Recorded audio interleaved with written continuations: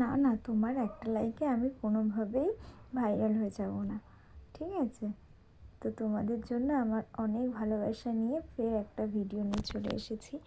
তো তোমরা কেমন আছো সবাই অবভিয়াসলি জানাবে, আর আমিও ভালো আছি তোমাদেরকে জানিয়ে দিয়ে চলে এলাম একটা ব্লগে, তাও রান্নার ব্লগ। তোমাদেরকে আমার রান্নার ব্লগ শেয়ার করতে ভীষণ ভীষণ ভালো লাগে, কারণ তোমরা আমার রান্নার ব্লগেও অনেক ভালোবাসা দাও। তো প্রথমে তোমাদের তো দেখতেই পাচ্ছ, আর আমি এক্সপ্লেন করলাম না।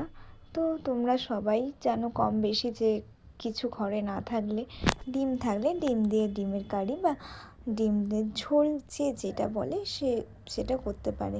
অনেকে কারি দিয়ে রুটি খেতে ভালোবাসে, আর ভাত অনেকেই আছে যে ঝোল ছাড়া খেতেই পারে না একদম। তো আমি কী দিয়ে রান্নাটা স্টার্ট করলাম, অয়েল নিয়েছি, অয়েলের মধ্যে একটুখানি শুকনো লঙ্কা, তেজপাতা ভালো করে ফ্রাই করে নিয়ে পেঁয়াজ কুচি দিয়ে ফ্রাই করতে লাগলাম। তারপরে একটু গরম মশলা তেলের মধ্যে দিয়ে দিলাম।